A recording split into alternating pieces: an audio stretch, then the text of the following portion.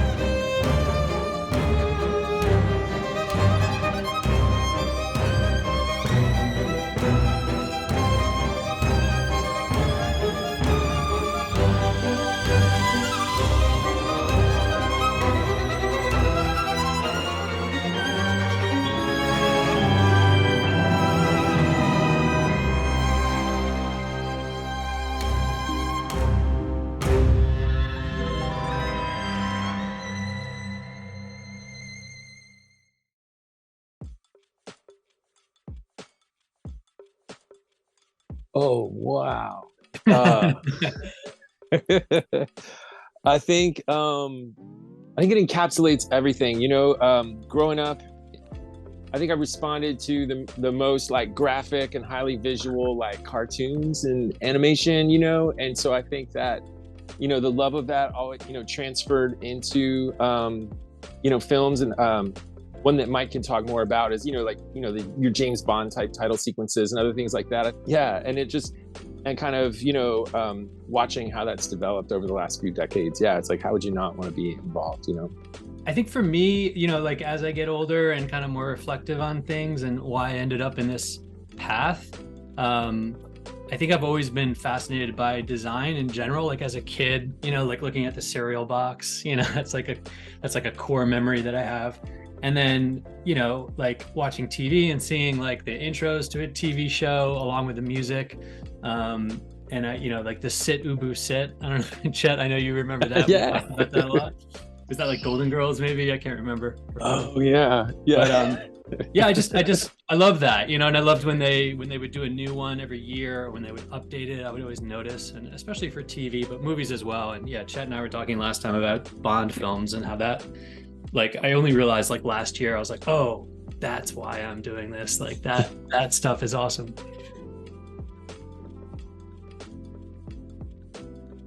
Oh, well, I began as an editor years ago, and then kind of slowly migrated over to the design side. So, started from like a focus on storytelling, and then really homed in on this one area, kind of over the last decade or more, I guess. And, it's really kind of main focus. Yeah, it's interesting. Yeah, like Chet, I know we collaborate well together, and it's interesting to think because I'm a little bit opposite. Like I've always been interested in music, and so I think that really helps with the editorial process and timing and everything else. And I've also been a fan of cartoons and the animation in general.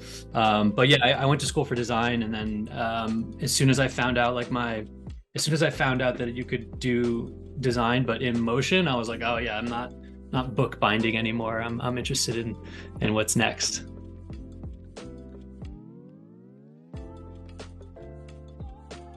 That is a really funny story. Mike, do you want to start that Yeah. one? you Yeah. I guess this is the guy. Yeah. It was really interesting. They reached out to us, through production team, and then the opportunity came up, and I immediately was like, as head of design at the time, my job was to kind of to build teams and try to find the right people for the right job. And I'd remembered that Chet shared tarot card when we did a little show and tell, like early COVID days, when you would do that sort of thing, which I kind of miss. I like that. But yeah, so then I was like, immediately I was like, this is right in Chet's alley. And I think he's got multiple tarot cards and and probably a cabinet of curiosities himself somewhere. So yeah, I think that became very clear that Chet was right to collaborate. And then, I stayed on to help just more top level and kind of really collaborate on hammering home some of the stuff that we really wanted to, just stay true to. So I think just having a little bit more of a zoomed out perspective was helpful, hopefully, for the end product. Yeah. I've been showing off like multiple decks of tarot cards like the day before. It was fun. But yeah, and just being a huge fan, like the moment it came up, it's like, well, that's what I'm doing for the next few months. Just total obsession. Yeah.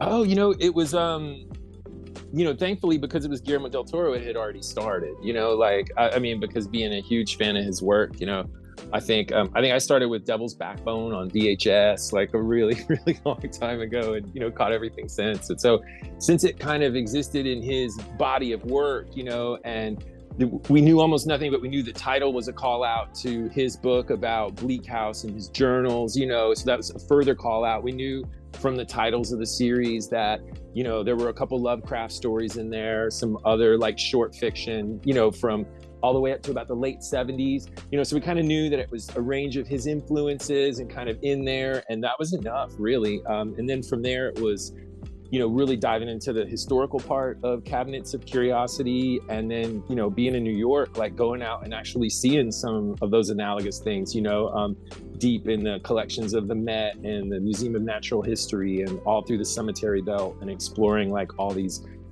ancient cemeteries with their dilapidated graves from the 1800s, and kind of building this world of like photo collages and just speculating ideas was kind of where it all started. Yeah, I mean, Chet's being modest. I think he was kind of our encyclopedia of Guillermo del Toro, and really an expert on his work. So that was so helpful for us. And I think for me, I just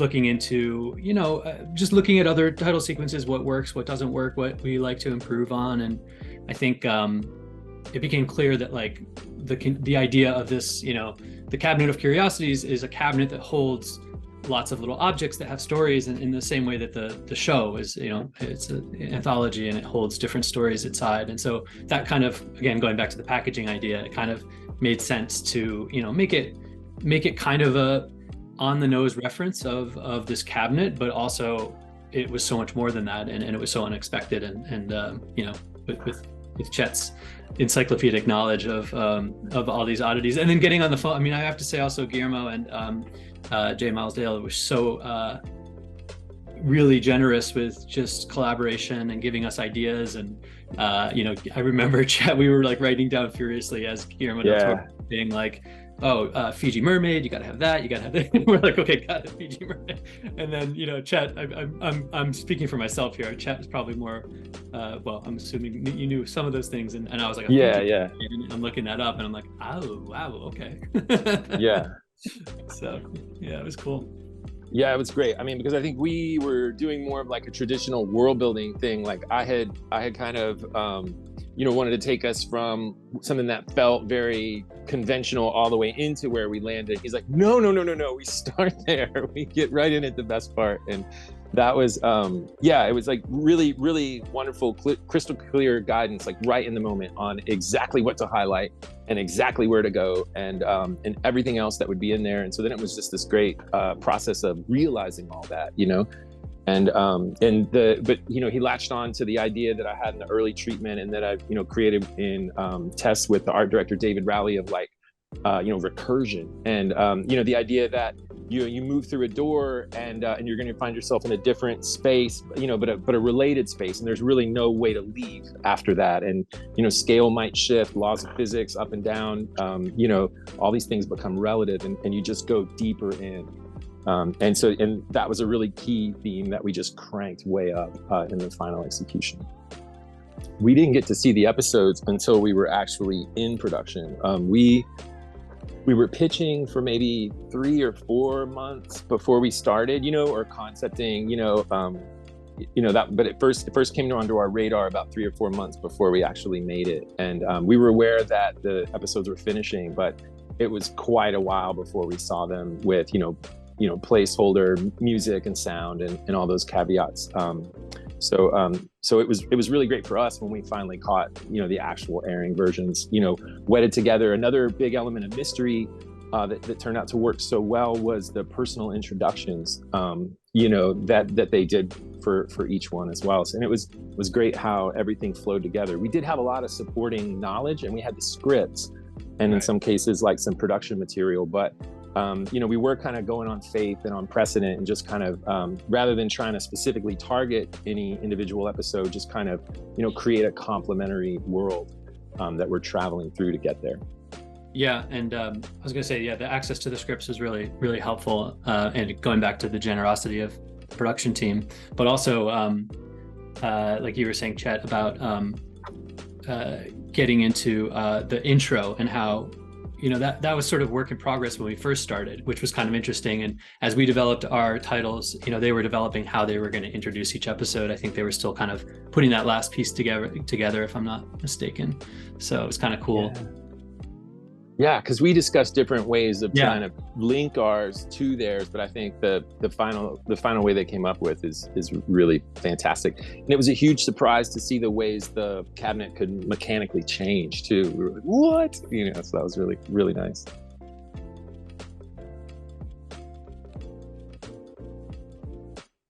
Time and resources. I mean, I think the original idea was like, I probably had like a multi-million-dollar concept when we started. Like when I first brought it to the mic, it was like, well, okay, And I think it was just bringing the essence of that through in the time that we had, and we were super fortunate to get the team that we got. We had two, dedicated Houdini artists, start to finish, David Rowley and Akshay Tiwari, and it was, it was really just a dream team situation. And so every day, we had a lot of miles to cover, but there was almost no wasted effort, and it was a real labor of love. And it was really fun to be in all these meetings, like, is this strange enough? It's just the type of questions you don't typically ask. And so, even though we were racing against the clock and we were always trying to protect time for that, where we needed it, it was fun. I think, I would say time and resources is my top answer too. And then just, for me, I just wanted to make sure that there was always enough detail in there, which absolutely, the team nailed in terms of making sure that the repeatability is there. You don't get bored of seeing it every time. There's always something new, I think, when you watch it, which I still like, having come back to it now, as we are honored for the nomination. It's really cool to see all those like Easter eggs. I'm like, wait, I never saw that exact thing before, so it's all in there. It was really cool to see that come along, and the detail kind of get fleshed out over time, because the camera and the blocking and the edit, that was something that we obviously were working on at the very beginning and felt pretty good about, but adding that detail in, I think was challenging, because it just takes time to make all that stuff. Yeah, the best was that moment at the end when the atmospherics all came in. Like that was when the rooms really tied together for me. Like this was when we got that fog.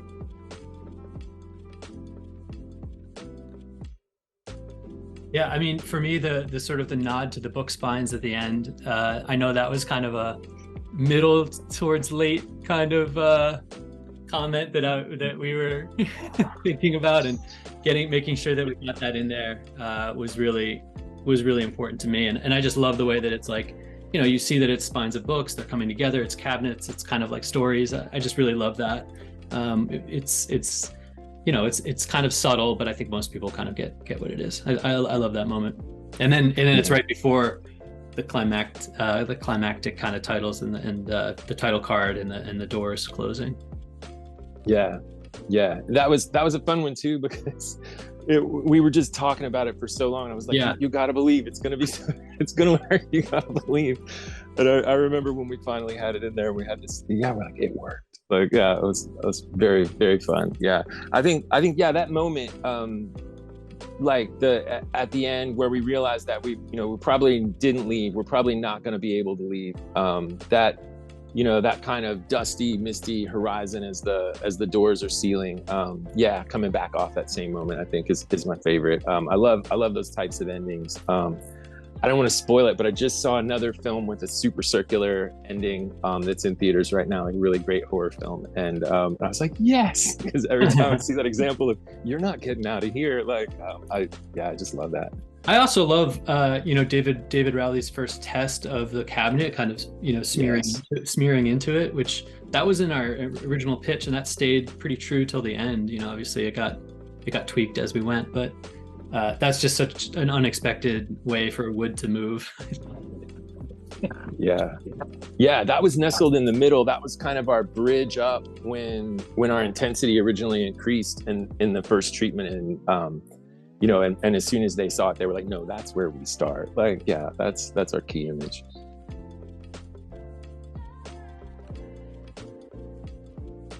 I think it's tone and context. Talking about that idea of the packaging, I think it's it's a way in and a way to kind of separate where you're headed from where you've been, that I think is really important. I love that idea of it serving as an overture, and trying to make it a process that you really enjoy, like how you reach this story that you're ready to see.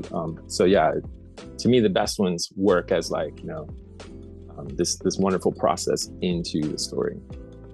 Yeah, I think, like setting the table kind of, it's really priming the viewer, getting the tone. I think that's really important, and that's kind of a challenge, when you don't have the final product. You want to match the tone of the show or the movie.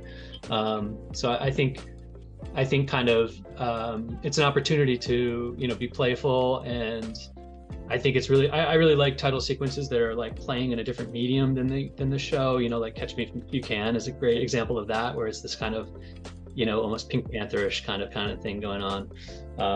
But yeah, I think tone is great, and you get a chance to hear the music, like you said, Chet. It's the overture, so it's like the visual overture. It's kind of a nice way, and it's art.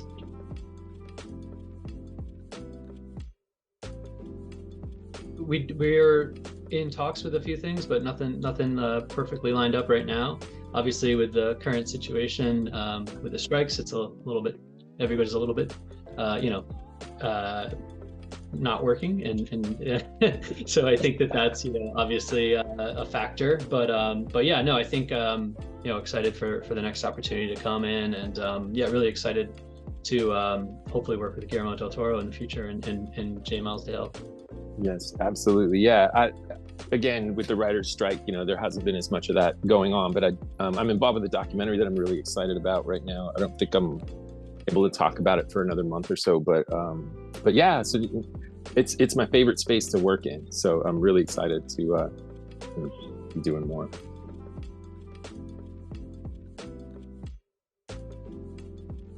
I really like working in short formats. I think it's like, from being years and years working for commercials, what you can pull off in 30 seconds is really exciting. And I love the fact that main titles or title sequences, they're as varied as the styles of film and media that we have, and I think that's really exciting.